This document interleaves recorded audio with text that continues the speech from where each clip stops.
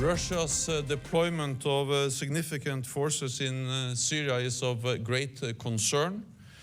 Russian combat aircraft have violated Turkish airspace. This is unacceptable. NATO allies expressed strong solidarity with Turkey. They condemned the Russian violations of NATO airspace. I call on Russia to avoid escalating tensions with the alliance. Russia must deconflict its military activities in Syria. I'm also concerned that Russia is not targeting ISIL, but instead attacking the Syrian opposition and civilians. And I'm sure Putin right now will stand down. No, what you just heard was the head of NATO criticizing Russia for just about everything that it is doing in Syria. Now, the U.S. none too happy, obviously, about the situation. Russians only giving us literally 60 minutes of notice before the bombs started dropping. And they're trying to prop up Bashar al-Assad, as you know, a dictator that we clearly want out. Plus, they're bombing anti-Assad rebels who the U.S. just happens to be supporting. And that got President Carter's former national advisor, Brzezinski, saying that the U.S. should retaliate if Russia does not knock it off. Well, that may not be necessary because Russia today is saying it wants to reopen talks with the Pentagon about the situation in Syria. Along with our panel, I want to bring in Scott Levinson, who's president of the Advance Group. We're going to get a lot of politics over the course of this hour, and there are political elements to this too. But Mike, literally, what can we do here? And how much of Russia's interests coincide with ours, that nobody likes ISIS or ISIL, whatever we want to call them, but at the same end, we got very different ideas as to who should be left in charge and who should be doing the shooting. Right. First of all, we don't have a strategy for Syria. We have a vision, and the vision is we want the dictator Assad to be out. We don't really have any kind of strategy to do that. We surely don't have any kind of military to back that up. We've got a standoff military that's in the ocean and possibly in places in drones, but no real capability to back that up. It shows you that you can have all the diplomacy in the world, but without that military, all soft power, without the military to hard power, nothing's going to happen. So we don't have any options. Nothing. I mean, even if we had them, make 100,000 troops there. What are we going to do? Open fire on the Russians? I think the military is telling the president right now, again, all options on the table. You have to focus first on Iraq. If you lose Iraq and that becomes truly this subordinate power to Iran, then everything's lost. So we've lost everything for the past 13 years. The U.S. with military, we have an entree point there. You're coming through Kuwait. You can put 100,000 troops in Iraq. You get rid of ISIS inside Iraq. You restore that border. You contain then Syria. If Russia wants to take care of ISIS in Syria, then have at it. We're not going to win this battle, though, with he's going to support the Assad government. We're not going to win that battle with him. He's going to make sure he's there. Do you think we can all play armchair quarterback? I'll start with you and I'll go around the table. What do you think at the end of the day Putin wants? And I've heard the different theories from he wants the sanctions to be dropped. And this is really about dollars and cents. He doesn't really care about Assad, right? We probably could work out some deal that we'll get Assad out in 24 months. There'll be some orderly transition. Or he wants to be an international player. And he wants to change the subject back home here, that he's a real player because they do have interest in the Middle East here. Second, that the economic interest within Syria, that he needs to keep Assad there for his. What's he up to? A couple things. First, he wants to deflect everything that's going on right now in Ukraine. He doesn't want people focused on that. He still has a very vested interest in making sure that Ukraine is under control and that doesn't threaten motherland Russia. Number two, he does want to become an influential player in the Middle East. He wants to sell arms and weapons and equipment and other materials to a new Syrian government. He wants to partner with Iran to sell them anti-ballistic missiles as well, and maybe even Iraq at that point. So I think he wants to exert his influence back into the Middle East. We've given him this avenue to do it, and that's why he's not going to stop. I think he's going to keep going. What do you think he wants? I think he's concerned about the threat of ISIS on his border. I mean, we always talk about stopping terrorism there before it hits here.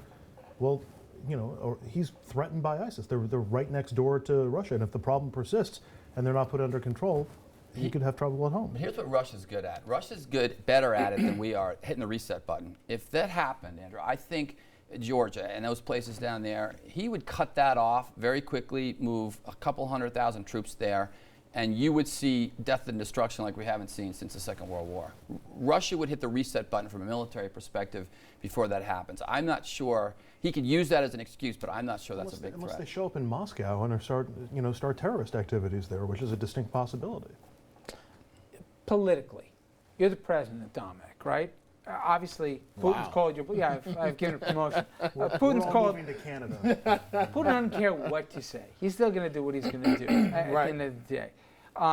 So Brzezinski said, even if it's just some former guy spouting off, a lot of people are looking at the president to say, "Where's your line here?" I think Mike said it right. He wants to be the guy that got all the troops out of Iraq and Afghanistan. Whether the country's ready to run itself or not, it's not his point. They weren't his wars. He says, when I leave, the next person we want to put more in, it's on them. But my legacy is I got us out. What does he do about this? It's a tough question because he's dealing with someone in Russia that's embarrassing him. I mean, let's put it on the table. He's making the U.S. look weak to a degree. I don't know if Mike would agree with that. But also, he's making himself a player in the Middle East, much more than what we've seen in the past. So if you're Obama, I'm not exactly sure. I mean, he's the political scientist. I hear a lot of people accuse the president of being flat-footed on these issues, and the fact is, I think his legacy is that less U.S. troops are getting killed day in, day out. That's not a bad legacy, and so we've just gone through a generation where this country has been cubbyholed in this place of being the world's aggressor. And but even if the U.S. looks like a fool, even if the U.S. I don't agree with the characterization when your people are getting killed every day. But take Syria by itself, Scott. I remember we all thought the president was going to make this dramatic announcement of what we were going to do about Syria and where we were willing to go and that nothing was off the table. Then all of a sudden that Saturday morning we get the announcement, never mind, right? And then we're like, okay, really? Then we all forgot about it, and now we see what's unfolding there right now. My only point is, even to a casual observer of this in the general public, they say, wait a minute, somebody seemed like they called their bluff. What can we do about it? I'm not a supporter of unilateral disarmament or suggesting we should be standing down everywhere in the globe where our interests are being attacked. What I am suggesting is that we've spent decades getting embroiled in no-win contests against popular will, which retrospectively, it's hard to argue where we've gained. I'm with you, except are we comfortable letting Russia be the ones to decide the new lines and to decide the rules of engagement? Would I love our country to focus on taking care of its own and let Russia be spread out all over the world, raising money for their military-industrial complex? I could live with that. Had we not had that moment where Obama set the line on chemical weapons and then Assad crossed it, I'm not sure we would have any vested interest in Syria at all, or at least wouldn't care about Syria at all. It's our policy to get rid of Assad because he violated that term, but had he not done that, had it not been a political embarrassment for the president, I'm not sure we would have any motivation to go into Syria.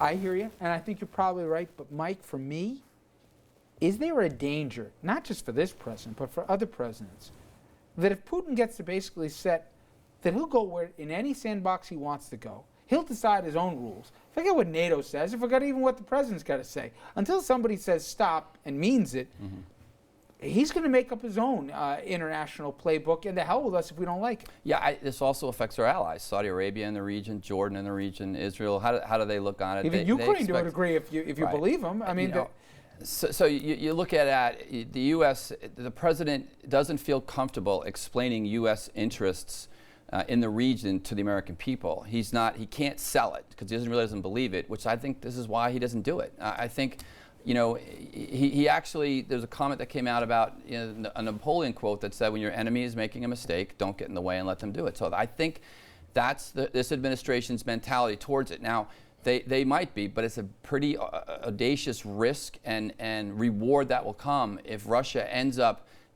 keeping Assad in place, eradicating ISIS in some level, and then getting Syria to move back and forth. Who would ever thought that could happen? But what are we going to do? Get into a shooting war with Russia? I mean, we don't want to get into a shooting war in Iraq or Afghanistan anymore. We're going to go toe-to-toe with our old, Cold War adversary?